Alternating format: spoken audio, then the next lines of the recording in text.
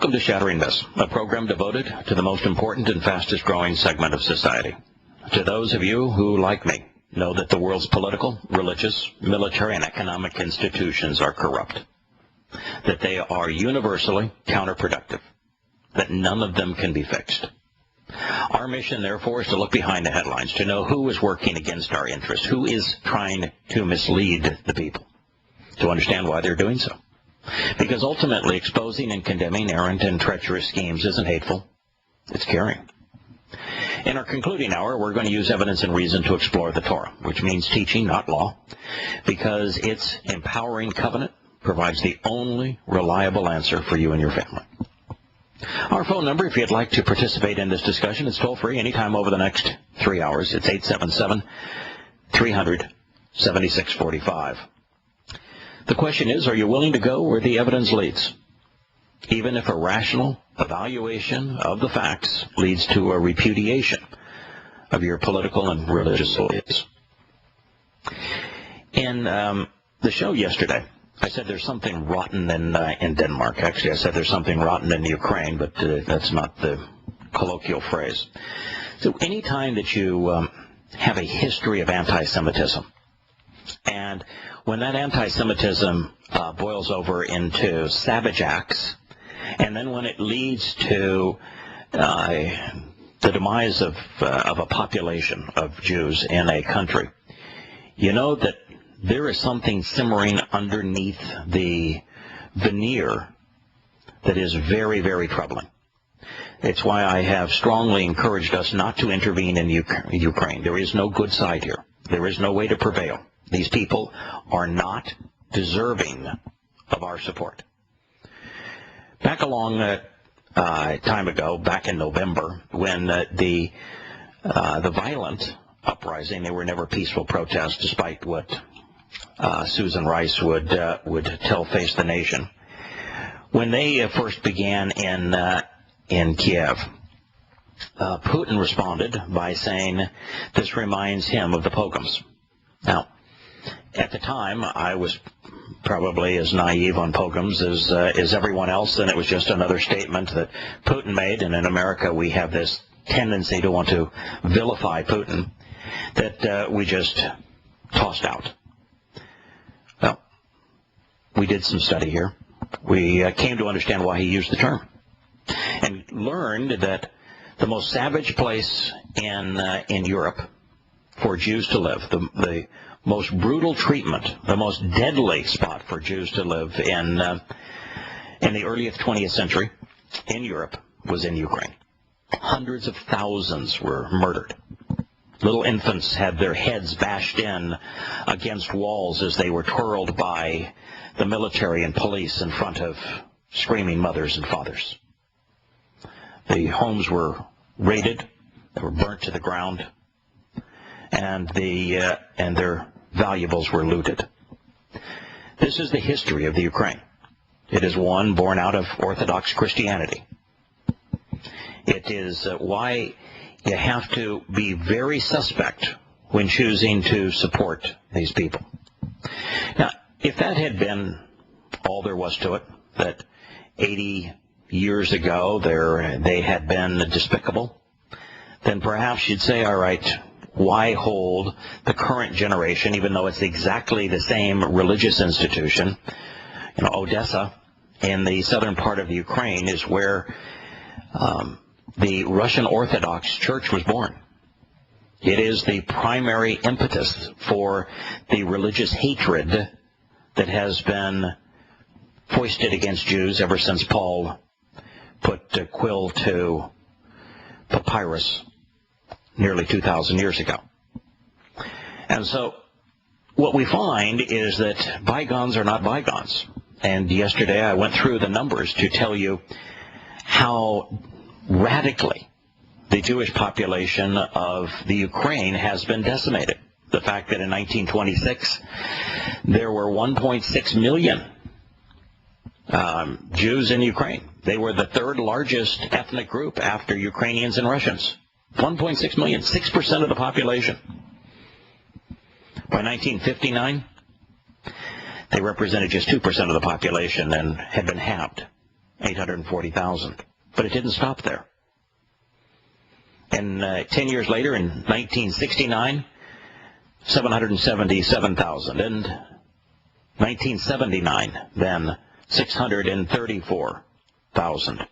And 1989, 486,000. And just 12 years later, in 2001, 103,000. 0.2% of the population. A 16 times decline. Something terrible is going on, and it's still going on. A friend sent me this this article that I would like to share relative to this particular problem. The head of the most prominent European Jewish group in the Ukraine requested yesterday that the Israeli government urgently send security personnel to the Ukraine in order to protect Jewish communities that are still there. And this head of the largest European Jewish group said that they have been specifically targeted during the political unrest that is gripping the country. In a letter to Prime Minister Benjamin Netanyahu and Defense Minister Moshe Yaalon, the head of the European Jewish Association, Rabbi Menachem, urgently requested that Israel, quote, send trained security guards to protect Jewish communities in the Ukrainian cities and towns, end quote. Ukrainian Jewish communities throughout the Ukraine are seriously concerned and feel helpless in the face of a growing wave of anti-Semitic attacks, the letter stated, citing the recent examples of Molotov cocktails thrown at a Chabad center in the eastern cities, and threatening phone messages left to rabbis calling for them to leave the city or be killed, and anti-Semitic graffiti that is found throughout Kiev. The reports indicate a Jewish emergency, according to the letter sent by the Brussels-based European Jewish Association. The recent Israeli Air Force flyover of Auschwitz, quote, conveyed a clear message that Israel will ensure the safety of Jews around the world, even in foreign countries, end quote, the rabbi wrote. So I, quote, urge you to take every possible measure, including the dispatch of security personnel, to ensure the safety of the Jewish communities in the Ukraine. Thought you ought to know. Our intuition was right. Well, we're going to get back to the Ukraine in a moment. I didn't want to bypass a horrible story. Now, those who have listened to this program know that I am not a promoter of political homosexuality. I do not care what someone's sexual orientation is. I have no interest whatsoever, and do not care that people choose one orientation or another. I do care when it is politicized. And that position doesn't change if the politicalization of it, the approach to it in the body of a nation's politics, is to endorse the abnormal or to punish it. Either way. Morally, I'm opposed to it being punishable or it being promoted. Well, here's it's out of Uganda, and it's a horrible act on the far extreme. The article reads, in the latest setback for gay people across Africa, Ugandan President Museveni signed a law Monday that imposes tough penalties for homosexual acts, a move that drew condemnation from around the world and could jeopardize Uganda's relationship with the Obama administration and Western donors. Homosexuality was already illegal in Uganda. Now, making a person's sexual persuasion illegal I personally think is as foolish as making drug use illegal. Now, people ought to be able to do whatever they wish to do, so long as what they're doing doesn't adversely affect others. Homosexuality, a sexual act, should be practiced discreetly in one's home or apartment, and if done so, it does not affect anyone. And then to make such an act illegal is a gross limitation of freedoms. The new legislation, however, threatens to issue in an era of harsh treatment of offenders and could lead to widespread oppression of gays and lesbians, human rights activists say. The legislation imposes a 14-year prison sentence for first-time offenders and life sentences for repeat offenders found guilty of homosexuality. That's repulsive. Putting people in jail for a day is unacceptable. Putting them in jail for 14 years and then for life because of their sexual preference? Revolting. Now, some might say, wait a minute, you were in favor of Putin's law. Why would you be in favor of Putin's law and opposed to this? Aren't they the same? They're both called anti-gay legislation. Putin's law was properly designed. The Russian law did not criminalize homosexuality. It only criminalized the political promotion of homosexuality.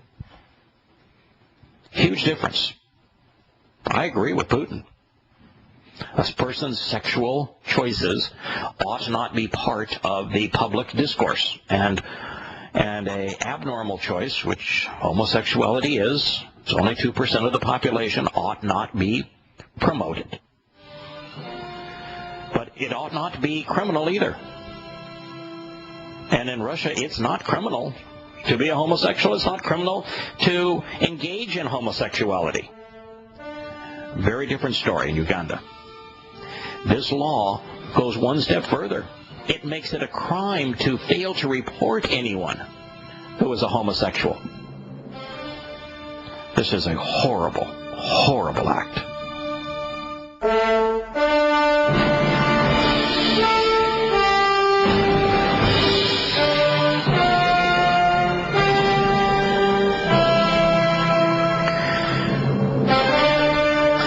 To Shattering Myths. Yes, when we consider what's happening in Uganda, it is it's a trilogy, if you will, of horrible decisions. One is to criminalize homosexuality and make the penalty egregious.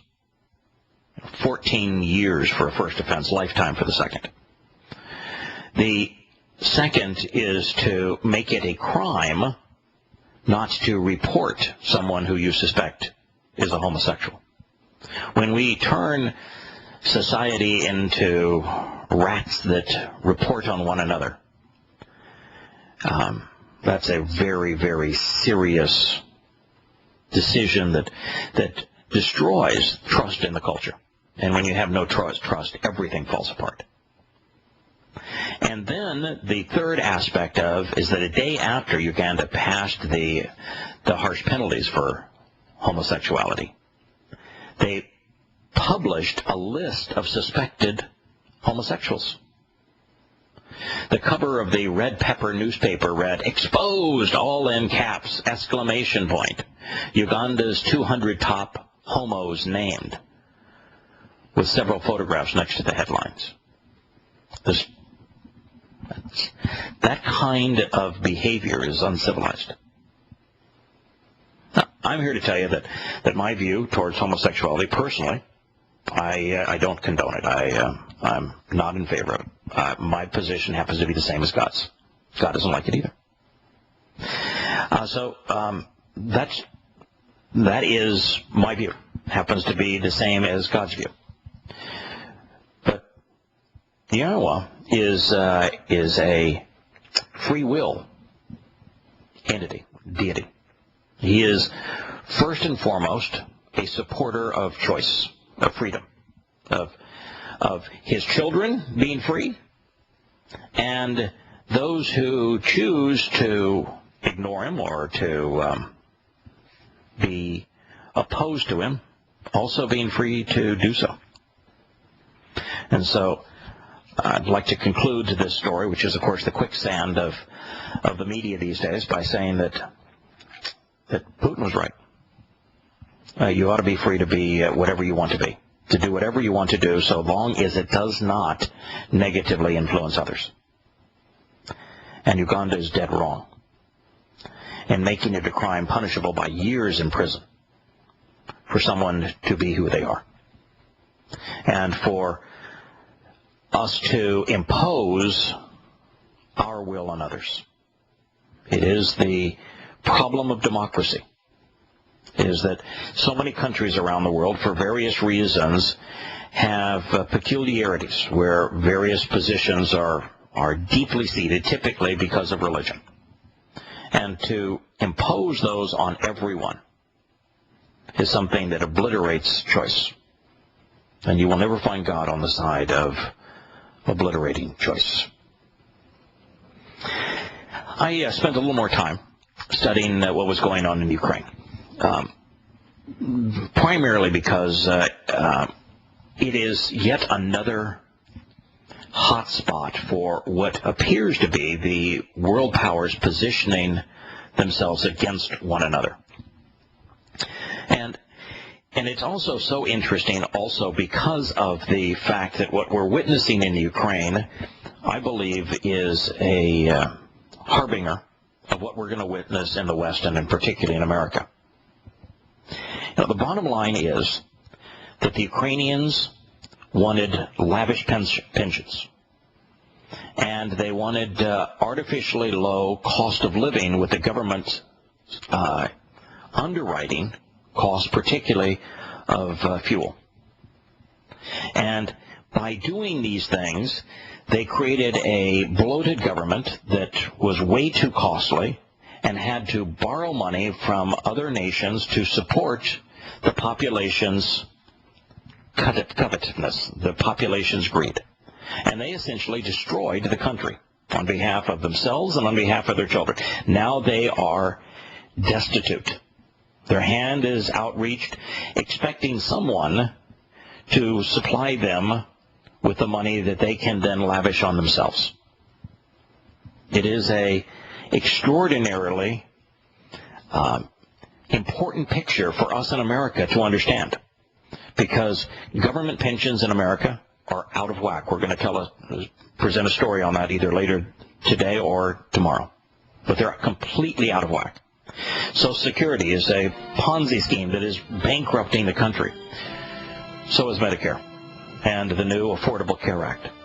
And so when we come to understand that what we're witnessing in Ukraine, of them being bankrupt and of them protesting against any attempt at imposing austerity, cutting the government back, while also biting off the arm of the only nation that was willing to provide them with loans, is exactly what we're going to see here.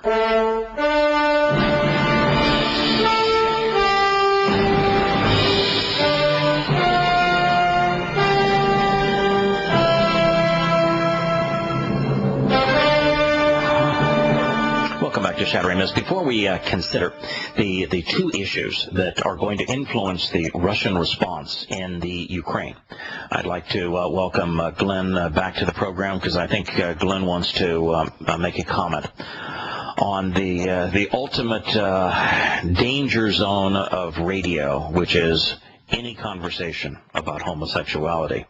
So now, Glenn, you get a chance to skate out into the thin ice. Oh, yeah, exactly.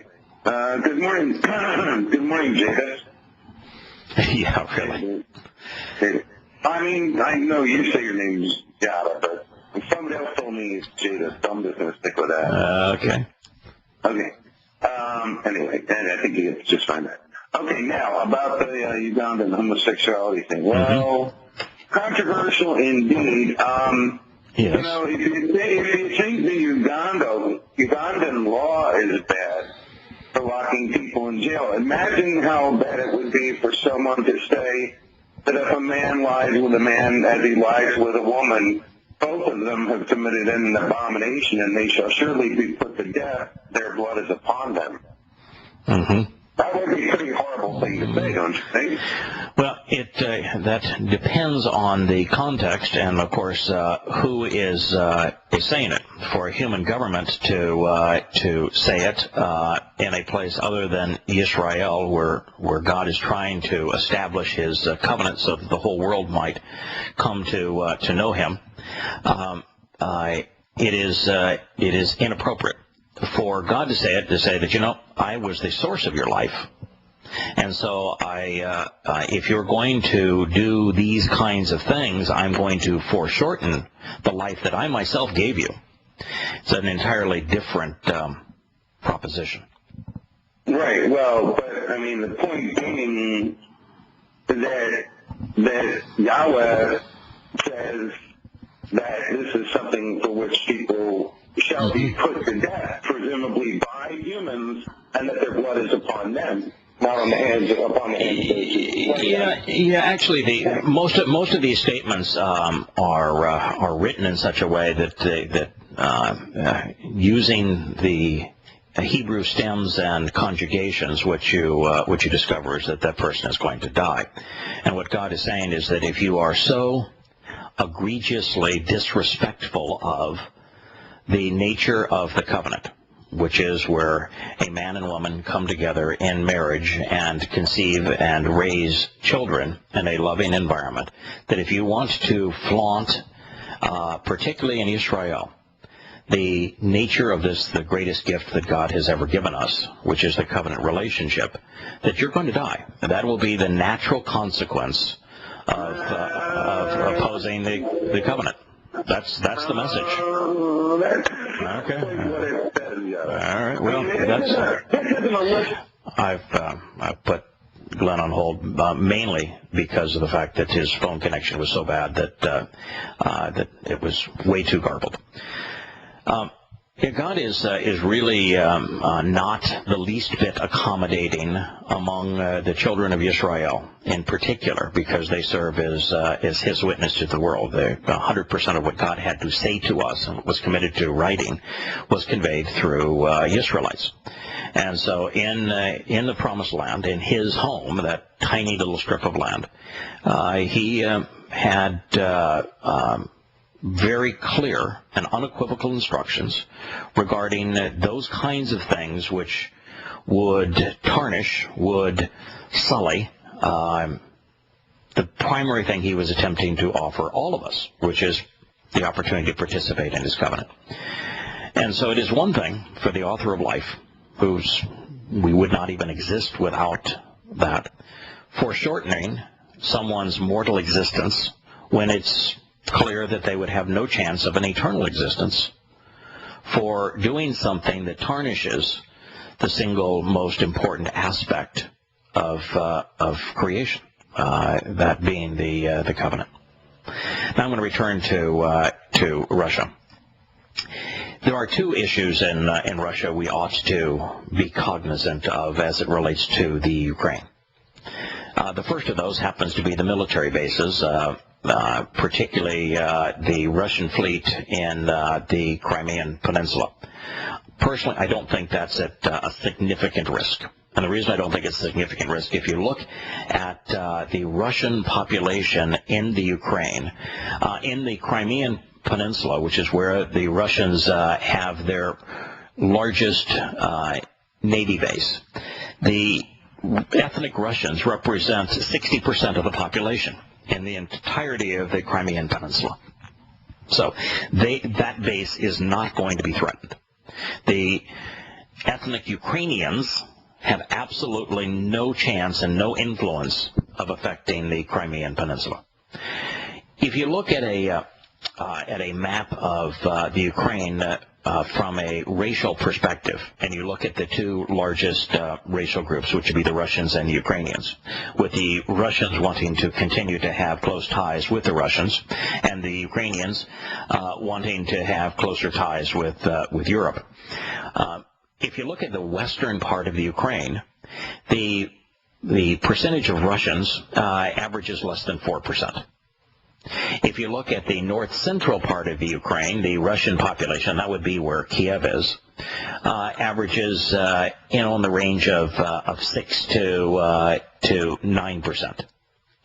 But if you look at the south and the east of the Ukraine, along the Black Sea, what you find is that in where Odessa is, in southwest Ukraine, the Russians represent 21%. In the Crimean Peninsula, the further southern part of Ukraine, it is 60%. And then in eastern Ukraine and southeastern Ukraine, the Russians represent anywhere from 26 to 40% of the population. So there is a 0% possibility that Russia is going to abandon any Russian community where the population is greater than 20% Russian. So all we're looking at here is, should those protesting in Kiev, the Ukrainians, prevail and they get someone to bail them out, which is going to be difficult because I don't think either Europe nor the United States has any interest in providing them with $20 billion of additional debt. Then we're going to see the Ukraine split apart.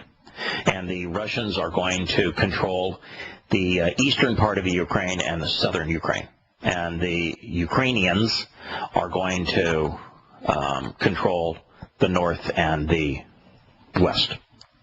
Now, the other aspect of the Ukraine, and the reason that the primary reason that we are in this mess, is not just the extravagant pensions that are paid to Ukrainians for not working. It's their desire to have the government underwrite natural gas and oil. And so if you look at where Russia sits, which is now Russia is a huge exporter of oil, and Russia's pipelines from Siberia and from the Caspian Sea do pass through the Ukraine. Now, there's only one pipeline of consequence that passes through the Ukraine. So Russia is the exclusive source of oil for the Ukraine and gas for the Ukraine. And so if Russia were to say tomorrow, sorry, boys, but this is the way you want to play the game, good luck with electricity, good luck with fueling your cars, good luck lighting your homes, we're out of here. They would be in a hell of a fix. I'm sure they didn't think that through. But the Russians also have a huge vested interest in a pipeline that goes through western Ukraine, where the Russians represent a very small percentage of the population. It's called the Friendship Pipeline, and it is the largest pipeline network in the world. It is the lifeblood also of Europe as it relates to natural gas and oil. So there is a 0% possibility that Russia or Europe is going to allow that pipeline to be turned off. And therefore, what does Russia do to maintain control over the free flow of gas and oil through those pipelines? That's an issue that if you don't keep your eye on, it's going to be very difficult to understand what is going to happen in that region. Now, here's a summation of it. The reality today is that Russia supplies 31% of the European Union's gas imports, a third of the entirety of the European Union's gas imports, and it's of certain countries. It's in the range of 2/3. 27% of crude oil imports, 24% of the European Union's coal imports, and 30% of the total uranium imports. In other words, should Russia tell Europe, we're not going to supply you with uranium, coal, oil, or gas, they're in the dark. EU is not only Russia's largest trading partner, but it is the market for 88% of Russia's oil exports, 70% of its gas exports, and 50% of its coal exports. Ties between Russia and the Ukraine, by the way, are beyond just these oil pipelines, beyond just the military bases and the naval bases in the Crimean Peninsula. There's actually a decades-old tie between Russians and Ukrainians. And I think I misspoke when I said Odessa was the birthplace of Orthodox Russian Christianity. It's actually Kiev. And Russia's national religion, therefore, was conceived in the Ukraine. Modern-day Ukrainians and Russians are also part of what was called the Kievan Rus, a federation of Slavic tribes in Europe from the late 9th century through the mid-13th century. And by the 11th century, the Kievan Rus was the main cultural center in Eastern Europe. So for all of the salient reasons between Russia and Ukraine, they have much in common when it comes to culture and history, even to racial background. And so none of these things are going to be completely overlooked.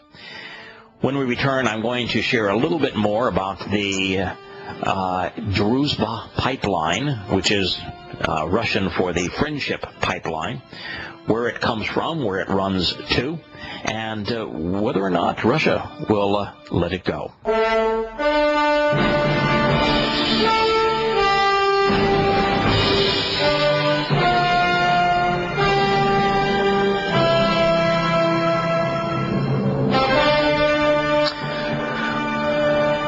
Welcome back to Shattering Myths. I do want to just briefly speak about this pipeline because oil and gas are the impetus for this problem. It is the problem in Ukraine is a problem of covetousness individuals wanting the government to provide entitlements to them well beyond what they are willing themselves to fund.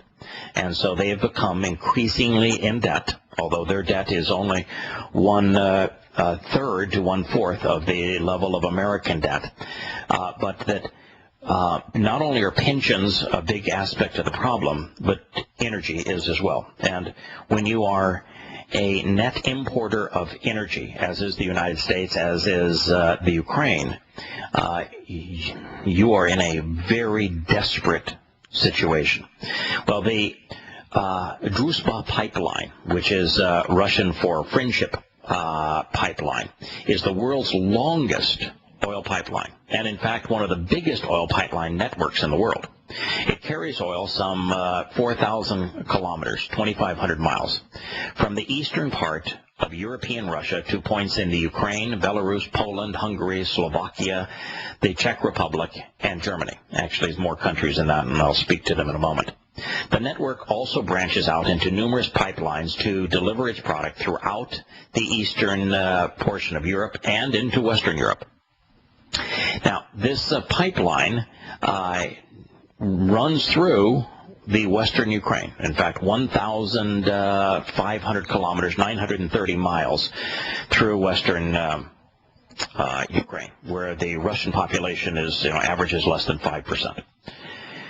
That pipeline, because the Friendship Pipeline divides in two, and in Russia, it might even be in Belarus, but it divides in two. It has a southern and a northern leg.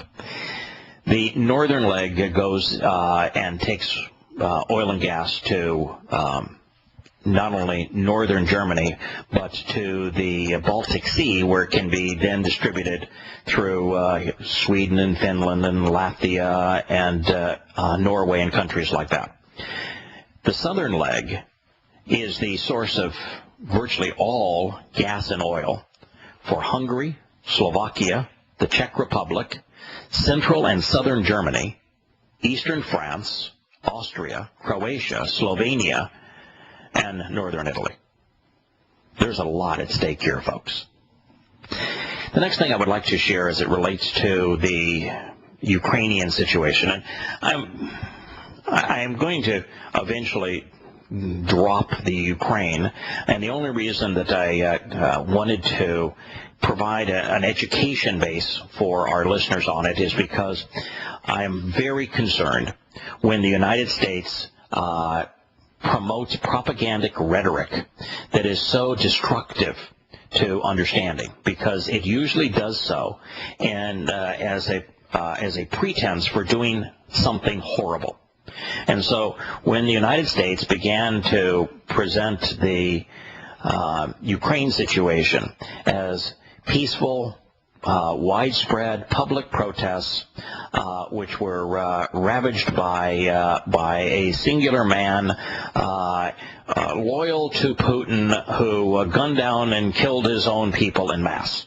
That was the American pretense as presented by Obama and by Susan Rice on behalf of the Obama administration. That's the pretense for America to engage and do something stupid, and it's not true. And if you can't present the facts as they are, then you respond based upon an illusion, a false representation of what's occurring, a grotesque corruption of the truth, then people can easily be persuaded to go along with horrible decisions. I mean, it's exactly what happened, my friends, in terms of Afghanistan, where Afghanistan was blamed for 9/11.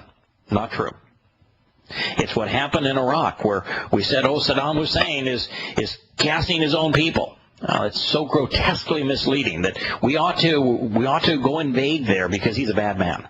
It's grotesquely inappropriate, and it led to a devastating consequence. We said the same thing about Assad. When if it's true of Assad, it's even more true of Lincoln. We ought to be bombing the Lincoln Memorial and removing Lincoln's image from everything American, if what we have said about Assad were actually true. And so it is this misrepresentation of information that then leads to horribly bad decisions and actions that should be thwarted. And so we're going to talk about the Ukraine for that reason.